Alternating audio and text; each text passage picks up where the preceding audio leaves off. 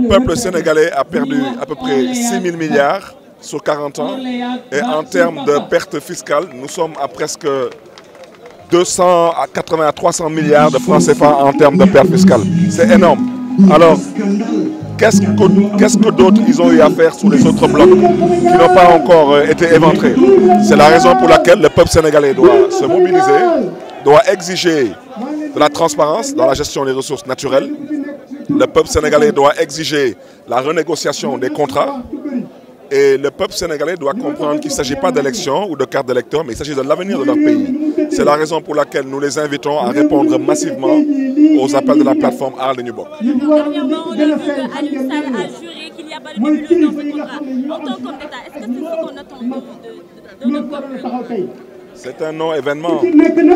Nous l'avons dit, les principaux responsables dans cette histoire, c'est le président Macky Sall et son ancien ministre de l'énergie Aly Ngouille Ndiaye qui est son actuel ministre de l'Intérieur. C'est de ça qu'il s'agit et c'est la raison pour laquelle nous invitons les Sénégalais à se mobiliser et à comprendre les enjeux de l'heure. C'est très important.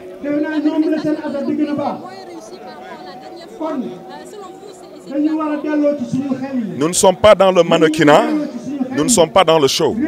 Nous sommes dans la sensibilisation. Et dans le cadre de cette sensibilisation, ceux qui sont venus ne sont pas là avec des signes distinctifs. Ils sont là en tant que citoyens. Et voici ce qui fait la fierté du génie sénégalais. J'ai peiné à arriver ici. J'ai été détourné presque une demi-dizaine de fois par les forces de l'ordre. Ce n'est pas important. Aujourd'hui, tout le monde sait que l'accès à cette place est plus ou moins aujourd'hui saboté. Mais ce n'est pas important. Le plus important, de mon point de vue, c'est que la plateforme Aar Li Ñu Bokk soit encouragée, qu'elle soit soutenue et que les Sénégalais répondent aux prochains appels. Ce n'est pas un combat d'une semaine ou d'un mois. C'est un combat sur un long terme.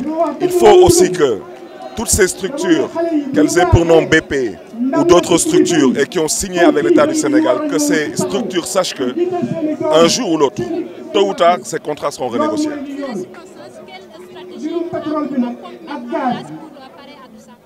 Mais Aar Li Ñu Bokk, ce que Aar Li Ñu Bokk doit faire aujourd'hui, je pense que Aar Li Ñu Bokk l'a déjà fait. C'est prendre l'initiative et inviter toutes les organisations et toutes les personnalités imbues d'une certaine autorité, d'une certaine crédibilité, d'un certain engagement à venir rejoindre cette plateforme pour en faire un combat citoyen. Et nous espérons que les uns et les autres sauront comprendre l'importance de cette plateforme et surtout les objectifs qui sont visés. Ce qui est visé aujourd'hui, c'est l'avenir de ce pays.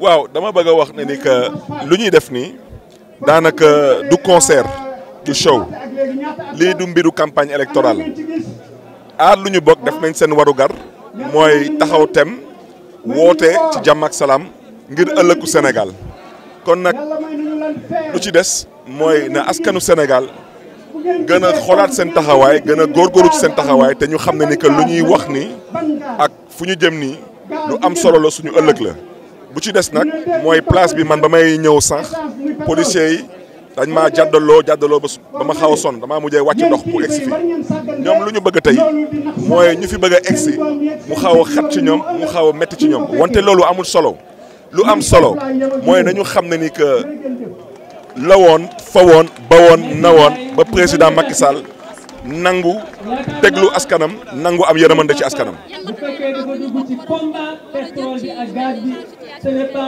Aar Li Ñu Bokk def nañ seen warugar bu ci des mooy askanu Sénégal nañu jóg nañu góorgóorlu nu ma ko waxoon nag sànq la woon ba woon na woon fa woon xam nañ lii di seen cër xam nañ lii di seen warugar nañu jóg taxaw tem wane seen bopp lu Aar Li Ñu Bokk wootee mooy jàmm ak salaam ak wane suñu naqar ci nu ñu yoree ëllëgu Sénégal te kooku wax dëgg yàlla bépp doomu Sénégal bi nga xam ne ni ëllëgu Sénégal ñor na la noonu nga ci mën a gis sa bopp.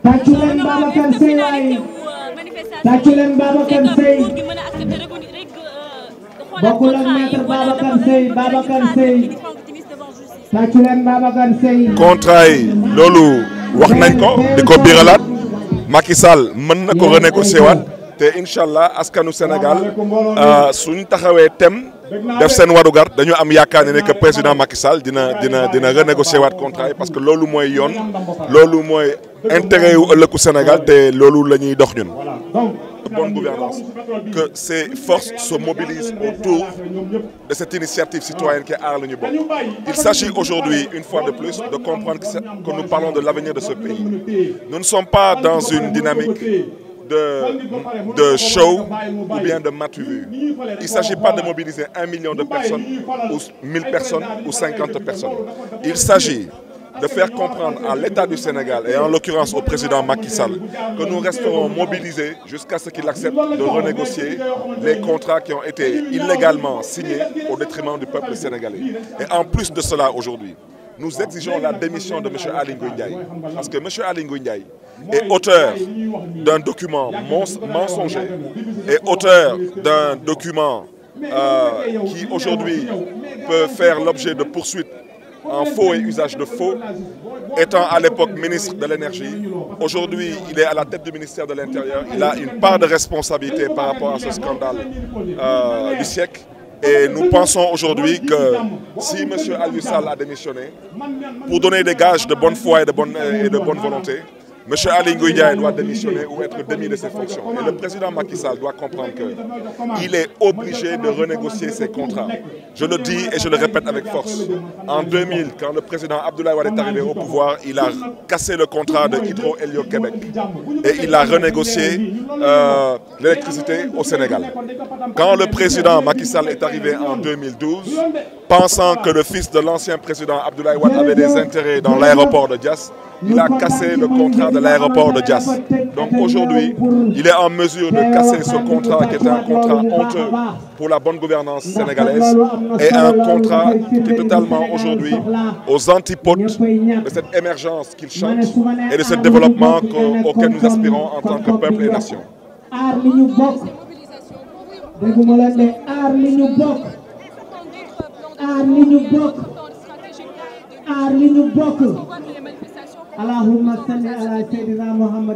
Si le peuple sénégalais se mobilise pour une Coupe d'Afrique des Nations et le peuple sénégalais n'est pas capable de se mobiliser pour son avenir et celui de ses petits-enfants, je pense qu'il faut qu'il y ait une vraie introspection au niveau de la citoyenneté sénégalaise.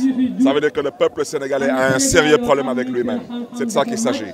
Ce n'est pas un problème politique et nous félicitons encore une fois de plus la plateforme Aar Li Ñu Bokk. Personnellement, moi, Barthélémy Diaz, s'il n'y avait que 2 personnes, je serais la 2e personne parce que je considère qu'il s'agit de mon avenir, de l'avenir de mes enfants et de l'avenir de mes petits-enfants. Et je pense aujourd'hui, et je le répète avec force, que toute personne qui considère qu'il n'est pas concernée par ce débat ne mérite ni la confiance du peuple sénégalais et ni la considération du peuple sénégalais. Nous parlons là de l'avenir du peuple sénégalais. Tout le monde doit se mobiliser et tout le monde doit contribuer à ce que le président Macky Sall accepte de revenir à l'objectif. L'objectif, ce n'est pas de faire du show. L'objectif, c'est d'inviter le président Macky Sall à renégocier les intérêts du peuple sénégalais. Et c'est ça la vérité. Est-ce qu'on peut s'attendre à Barthélémy Diaz répondre à l'appel à témoin du procureur? À quel appel? À l'appel à témoin du procureur lancé donc au procureur de la République. Un appel à témoin qu'il a lancé. Est-ce qu'on peut s'attendre aujourd'hui que vous allez répondre à cet appel-là pour pratiquement justifier ou apporter des clarifications par rapport au peuple sénégalais? Je ne pense pas que je puisse être d'une certaine utilité au procureur de la République, parce que je le dis, je le répète, le procureur de la République n'est pas habilité à enquêter dans ce dossier. C'est un dossier où les principaux concernés sont M. Macky Sall, qui bénéficie d'un privilège de juridiction, et bien sûr M.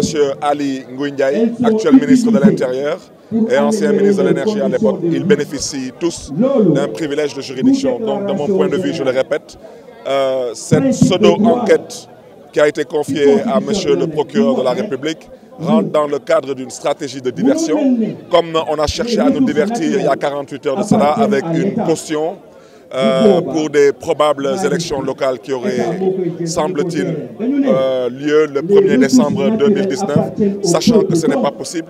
Parce que le premier acte qui devait être posé pour qu'on puisse aller dans le sens d'organiser des élections devrait être le décret présidentiel qui devait aujourd'hui ouvrir la révision exceptionnelle des listes électorales. Donc tout cela, ça rentre dans des stratégies de divertissement.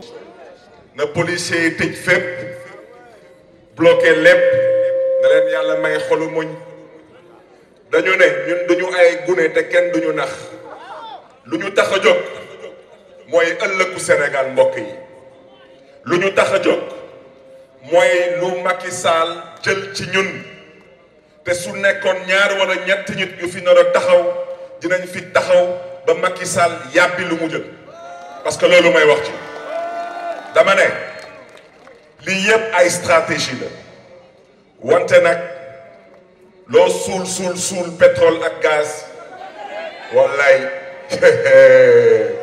dama ne bërki démb muy bëgg a nelawal askanu Sénégal di wax ay waxu caution élection locale ñu ne ko soo yeewoo nga yeewaale ñun waxuñu waxu élection locale ñun waxu pétrole ak gaz lañuy wax dama ne mbokk yi dama ne lii ndam bu jéggi dayoo la loolu may wax ci Macky Sall waxuñu waxu élection waxuñu waxu fichier waxuñu waxu carte électeur waxuñu waxu dialogue waxu ëllëgu Sénégal la ñuy wax waxu pétrole ak waxu gaz la ñuy wax kon nag aar la ñu bokk dama bëgg après vous avoir félicité ñaax leen ngeen gën a dëgëral taxawaay ji parce que tey vous êtes l'espoir de ce peuple la vérité mooy Macky Sall ak ñu mu àndal te man damay wax ci duma ko raay man tudduma kenn ñu foog ne ni mën nañ deal sous le peuple sénégalais dañuy nax seen bopp dialogue bi je l'avais dit il n'y aura pas de dialogue politique et aujourd'hui j'invite toutes les forces vives de la nation qui ont souhaité participer au dialogue de demander au moins comme condition la transparence dans la gestion des ressources naturelles ñu ngi ñaax tamit ñu ne dañuy jóg ne dañuy waxtaan au nom du peuple sénégalais qu'ils sachent que ici on est en train de parler de l'avenir du peuple sénégalais